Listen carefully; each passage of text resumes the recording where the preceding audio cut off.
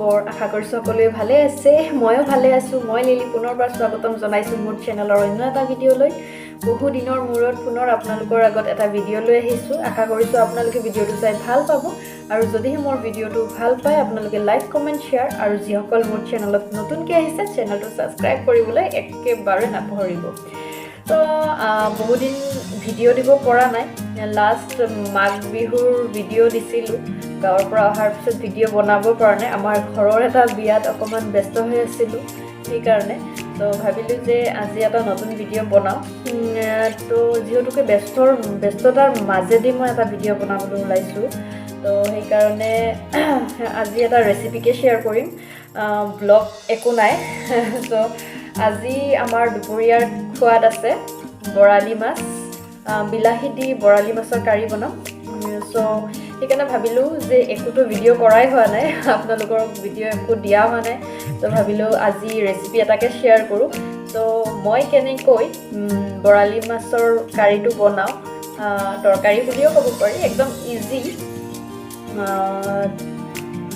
মানে আপোনালোকক দেখুৱাম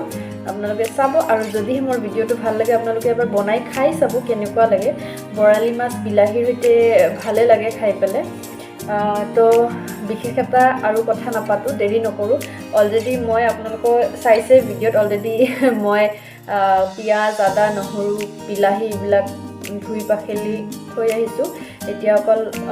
কাটিম আৰু বনাম আৰু মাছটো মই হালধি নিমখে দি ৰেডি কৰি থৈ আছো মানে মাছ ভাজিম আৰু বিলাহী পিয়াজখিনি কাটি ৰেডি কৰো সো বলক মোৰ হৈতে কিচেনলৈ আজি ৰেচিপিটো মই কেনেকৈ বনাও আপোনালোকে চাই ল'ব আৰু ইফালে মই মাছ ভাজিবলৈ ধৰিছো কাৰণ কি হালধি নিমখ অলৰেডি সানি থৈছিলোৱে মই সেইকাৰণে মাছ ভাজি হৈ থাকে মানে মই ইফালে পিয়াজ বিলাহী আদা নহৰু যিখিনি ৰেডি কৰি থৈছিলো সেইখিনিও কাটি লওঁ আৰু এয়া কাটি মই ৰেডি কৰি লৈছো আদা নহৰু বটি লৈছো পিয়াজ সৰু সৰুকে কাটিছো বিলাহীও সৰু সৰুকে কাটি লৈছো আৰু লৈ লৈছো কেইটামান কেঁচা জলকীয়া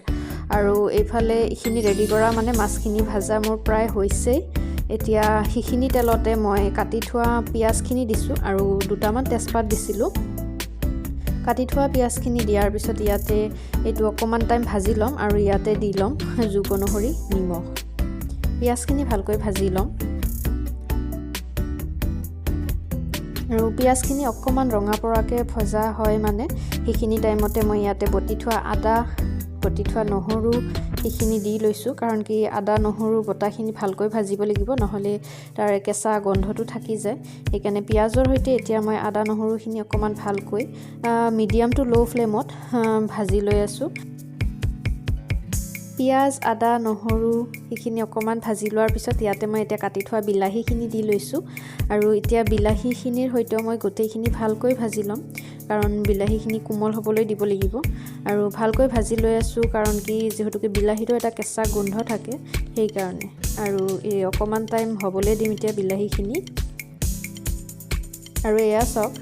বিলাহী প্ৰায় কোমল হৈ আহিছে এইখিনি সময়তে মই ইয়াতে দি ল'ম হালধি গুড়ি আৰু দি ল'ম অকমান জিৰা গুড়ি আৰু ইয়াতে আপোনালোকে দিব পাৰে ৰেড চিলি পাউডাৰ আমি যেহেতুকে ৰেড চিলি পাউডাৰ নাখাওঁ বিশেষকৈ সো সেইকাৰণে দিয়া নাই আৰু এতিয়া গোটেইখিনি মছলা ভালকৈ বিলাহীৰ সৈতে ভাজি ল'ম আৰু ইয়াতে মই অকমান পানী এক্সট্ৰাকৈ দিয়া নাই কাৰণ কি বিলাহী অলৰেডি পানী থাকে সেইকাৰণে আৰু ঢাকনি দি এনেকৈ ভালকৈ অকমান টাইম ভাজি ল'ম যাতেকৈ মছলাৰ কেঁচা গন্ধটো নাথাকে আৰু এয়া চাওক মই ইয়াতে কেঁচা জলকীয়াও দি লৈছো আৰু এনেদৰে ভালকৈ ভাজি লোৱাৰ পিছত মই ইয়াতে জুক অনুসৰি পানী দি লৈছো আৰু এতিয়া পানীটো দিয়াৰ পিছত ভালকৈ উতাল আহিবলৈ দিম আৰু মাছৰ আঞ্জাৰ যেতিয়া ভালকৈ উতাল আহি যাব সেইখিনি সময়তে ইয়াতে মই মাছ কেইডোখৰ মানো দি লৈছো আৰু এতিয়া অকমান টাইম হ'বলৈ দিব লাগিব বেছি জুলো নহয় আৰু বেছি ঘনো নহয় টাইপৰ কৈ মই বনাইছো আৰু এয়া মোৰ মাছৰ আঞ্জা প্ৰায় ৰেডি হৈ গৈছে নমোৱাৰ আগতে অকমান ধনিয়া পাত দি লৈছো আৰু মোৰ ৰেডি হৈ গৈছে বোৱাল মাছৰ বিলাহীৰ হৈতে তৰকাৰী তো আপোনালোকে চালে বৰালি মাছৰ আঞ্জাটো মই কেনেকৈ বনালো বিলাহীৰ হৈতে আৰু ৰান্ধা বাঢ়া কৰি এতিয়া অকমান আজৰি হৈ বহিলো এতিয়া দুপৰীয়া হাজবেণ্ড আহিলে ভাত খাম সো আজিলৈ ভিডিঅটো ইয়াতে সামৰিম যদিহে মোৰ ভিডিঅটো ভাল লাগে পুনৰ আৰু এবাৰ কৈছো লাইক কমেন্ট শেয়াৰ কৰিবলৈ একেবাৰে নাপাহৰিব আৰু যিসকল মোৰ চেনেলত নতুনকৈ আহিছে চেনেলটো প্লিজ সাবস্ক্ৰাইব কৰি ল'ব তো তো